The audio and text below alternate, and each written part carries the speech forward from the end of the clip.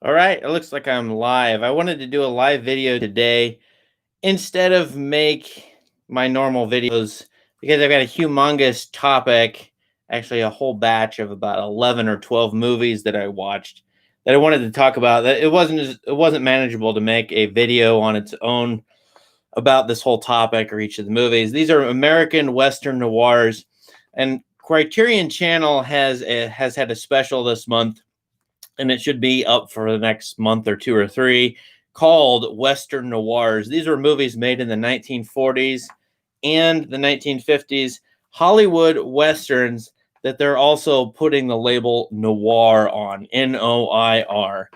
I'm assuming most of you know what noir is, and its definition is even a little fuzzy depending on who you talk to, but noir means dark or black in French.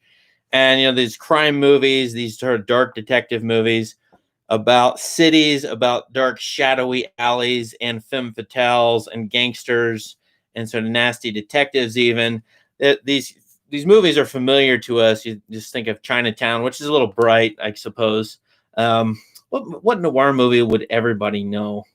I'm not sure. The Maltese Falcon probably is one, but these movies that were crime movies, mobs movies, gangster movies, dark city movies in the 1930s, maybe even earlier than that, and then the 1940s. Well, this special on Criterion Western Noirs actually has, this mix, they claim, of westerns which take place in the United States, out in the open country, and usually the late 1800s, but there's a combination of that sort of classic Western genre stuff, and then noir elements, which usually mean anti-heroes or even main characters who aren't at all good guys. They're actually bad guys at heart, criminals even. Movie makers, cinematographers making shots that have a lot of darkness in them, shadowy elements, usually taking place at night, for example. Usually, all the characters in a few of these Western noir movies are out for money, and they're all out. They're all greedy, and they're terrible people in a way. There's no one to root for in these movies. Oh, almost all these Western noirs have romance angles, and usually shady for the time, morally shady elements, like married people who are having affairs, for example. So these Western noirs, if you're a subscriber to Criterion Channel, and by the way, I do not make any money from them. They don't sponsor me at all. I just like the channel. These are interesting, and yet they're also not noirs really. They have, so that's part of the premise of my video. They have noirish elements. Okay, they have some of them have, as I said, anti-heroes or worse. One of them has it's a sort of happier movie called Station West, has a detective going out and trying to solve a crime out west. Right. Some of them have the classic cinematography or noirs, but they're not. I didn't find any of them to be, one, that great, great enough for me to single out a movie and present you with a video for. Two, I didn't find any of them to be striking in any particular way, that's so outstanding in one particular way that I should highlight them. But all 11 of these Western noirs on Criterion Channel I found it really interesting as a group, because I've always had this question, which I personally didn't know much about, was where did Sergio Leone and The Good and the Bad and the Ugly come from? Of course, A Fistful of Dollars before that, and For a Few Dollars More. In the 1960s, the classic spaghetti westerns with Clint Eastwood as the anti-hero character, the man with no name. Where did Sam Peckinpah come from with The Wild Bunch? And even his earlier movies, a movie I really like called Major Dundee, even 1962 Ride the High Country by Peckinpah, they're darker, and they're cynical, and they don't really root for anything at all. And so The Wild Bunch is very famous as a Western, and The Good, the Bad, and the Ugly, most people know those two movies. Late 60s, and you could say, well, those movies came out of, the cultural revolutions of the 60s, right? But no art just comes out of nowhere, and it had its predecessors, and Peckinpah and Leone and other people were watching something that allowed them to sort of make what they made and run with what they did. So I've always had that question, and it turns out, if you want to do this, watch 3 or 4 of these Western noirs. I think you'll get a really good idea of where it came from. The 1950s, the myth of that which I think there's some truth to in the United States, is it was a happy time, families, kids playing in the streets and so on. Worst thing kids could do in school is chew gum, and then they get up in trouble by their teacher. And a lot of people today would say, look at those good old days, the 1950s. But, a lot of the cultural productions in the late 1940s and 1950s are just plain dark. And I personally have found that right after World War II, maybe during World War II, the films they started to produce really. I already did a video on one of them, Scarlet Street, which I liken to the Joker. It's 1945, banned in several U.S. states because of its very heavy and dark elements, serious elements. You get a lot of that in these cultural productions in the 40s and 50s. Some darkness, aftermath of the war, maybe. Who knows? I'm not really a student of the mid 20th century history. I know something of it, but I couldn't say for sure. And yet, these Western noirs really give you a great picture of where movies, particularly American movies, went. In the 1960s and beyond.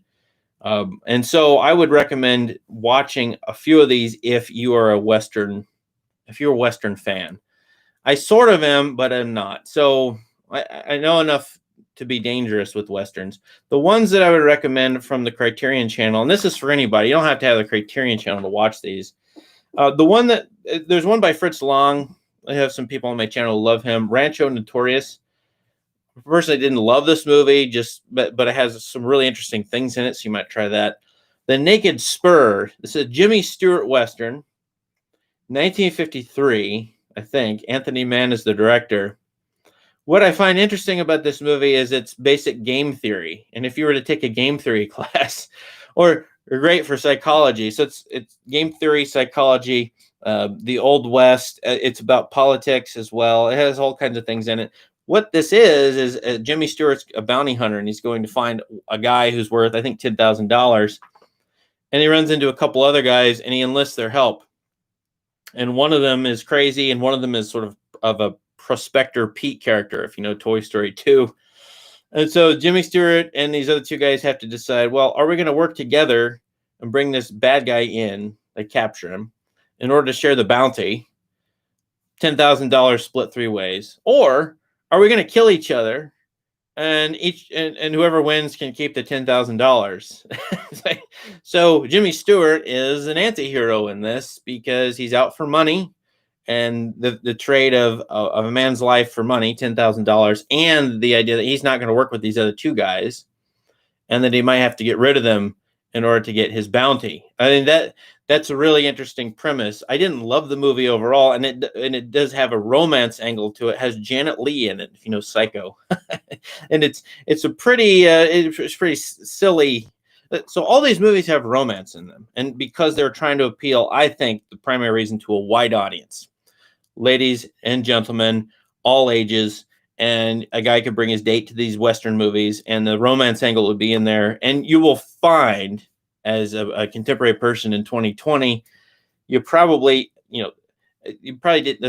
didn't need the romance angle in there. But analytically, they're interesting to think about why these movies have females in them and star females, and then have a relationship when these guys out west are just trying to kill each other for bounties and whatnot, or trying to find gold. So the Naked Spur is pretty good. Actually, I'll give you the two I thought were great. So if you're a Criterion Channel person, turn these on. One was I Shot Jesse James. All right, this is I'm trying to look at it. I think it says 1949. And it's about Robert Ford, who shot Jesse James in the back and collected money from shooting Jesse James. This is a famous historical story, which has been retold in movies several times. Very dark movie about, the main character is the guy who killed his friend in order to get money, Robert Ford. And it's a strange movie in that it doesn't highlight a name actor. The actor is John Ireland, who you would know by his face. If you've seen enough older movies, he's the bad guy, I think, in Red River, for example. He plays Robert Ford. There's some great scenes in this Robert Ford, or this I Shot Jesse James movie, where, if you're just joining, I'm talking about Western Noirs on the Criterion Channel. I watched all 11 of these. I'm trying to make sense of them. But Robert Ford shoots Jesse James in the back, collects the money, and then what's really interesting is a couple scenes where he's in a play about how he shot Jesse James. Right? He's participating in pop culture entertainment where he has to relive the scene where he shot Jesse James in the back. And then there's another great scene where a folk singer walks up to him in a bar and starts playing on his guitar this song about Robert Ford. He doesn't know he's talking to Robert, singing to Robert Ford. It's really interesting question of how do we make pop culture productions, or should we make any stories of people still living and their story is not yet ended? And so I shot Jesse James, which you'll find to be strange, at least. And it's about a man who betrayed his best friend. You know, it's pretty good. The other movie I thought was quite good is Lust for Gold. Lust for Gold. So try that one. This is interesting because it has a frame narrative. It takes place in the modern world, and a guy goes out to the west in Arizona and tries to find buried treasure. It's $20 million. And he's out there, and then someone gets shot looking for it, and he goes to the sheriff and says, "Here's the body, or here's the person. They've been shot," and the sheriff suspects him of killing this guy who went to look for the $20 million in a lost cave somewhere. It's sort of like Indiana Jones archaeology stuff. But then this turns out this guy who's looking for the $20 million and witnessed the shooting is a descendant of the person who had the gold mine and lost it. And so there's a flashback, and then in the middle of the movie, about 40 minutes worth, starring Glenn Ford, you see the 1800s, this guy who's a German immigrant go and find this gold mine, but he does it through robbery and murder. And it's really interesting because this movie, doesn't just have this frame narrative. I mean, what's interesting is the frame narrative with the flashback in the middle, but also this deep concern about German immigrants. And this movie was made in 1948, 49. And it at this time that people were worried about Nazis running around on the loose, or at least the movies where they like to highlight that. For example, Orson Welles' The Stranger, worried about ex-Germans running around in the loose. And of course, Dr. Strangelove parodies that with the U.S. government actually hiring ex-Nazis to help the rocket and space programs. But Lust for Gold has this German immigrant and a woman who's a German immigrant as well, and they're sort of having this illicit affair. And concerns for these Nazis running around is sort of hidden or buried in this movie, interestingly enough. But then there's a surprise at the end. And the surprise, which I won't give away, but I'll give you the general theme, is that all of these movies are ideological. These Westerns of the 1950s, they're worried about how power is used and abused, and particularly power where people have money or get a lot of money, and then they're either extra greedy and then get the money, or they get the money and become greedy. And the idea that money corrupts, this is a mid-20th century liberal concern, which if you've seen The Treasure of the Sierra Madre, that is one of these Westerns that I'm talking about, although it's not in the collection, and probably the 800-pound gorilla that they didn't show on the Criterion Channel. But all of these movies are concerned with people getting money and then changing somehow and becoming worse. Or, as in the case of this movie I mentioned, the Jimmy Stewart movie, The Naked Spur, being really worried about, all the characters care about money and trading a life for money, hauling this guy in no matter if he's dead or alive. Some of these movies, though, they are moralistic about money and greed, but then in the end, they give the audience what they want, which is that these characters find the gold, find the treasure, or become filthy rich and start to live it up. And that's a good thing. At the end of these movies, it's like the movie National Treasure, for example, where they're looking for gold and at the end they find it, and it's all great. And so that's a really interesting tension in these movies, these Western noirs, between, well, we shouldn't get rich, but we are. The other concern is how power is used, and you're going to see a lot of what I would call characters called cleaners, as Pulp Fiction has it. Guys who are hired to go into towns that are corrupt because the businesses own everything, they're monopolizing everything. They go into the town and they're supposed to clean everything up by shooting businessmen. And this is actually not a bad thing in these movies. It's necessary because they're on the side of the people. For example, they got to clean up the town, arrange it socially, or enhance it socially. So they got to do some violence in order to do that. These movies are darkly cynical in that way about power, showing its sort of naked aspects that you need power. Not that I agree with this, but you need power in order to, rearrange these towns that are corrupt because of businessmen or bad property owners or something like that. There's a lot of that sort of ideology in these movies from the 1940s and 50s, these Westerns. And so I'd encourage you to try them out and see. One interesting thing that came out of this for me is, I like to rag on superhero movies of the present day, but because they're mediocre, more or less. They're enjoyable, entertaining, but you can forget them tomorrow. But that's the case with Westerns of the mid 20th century. Hollywood was pumping these out. Why? Because people like them. Little kids were entertained by them, right? They were seeing them on TV. All of these Westerns were sort of mediocre too. They had big stars, but they weren't real well written. They've got a lot of flaws, for example. And so the phenomenon of superhero movies today being sort of for generically for everybody has been the case, in movie history because Hollywood's about business, I think. And so watching these movies is instructive. If you've only seen the great Westerns, like, say, John Ford Westerns, for example, and he's not in this collection, then you'll be enlightened by the mediocrity of the Hollywood productions of the Westerns in this 20th century. So anyway, I've gone on longer than I wanted to, but just wanted to let you know, if you have the Criterion channel, try some of these out.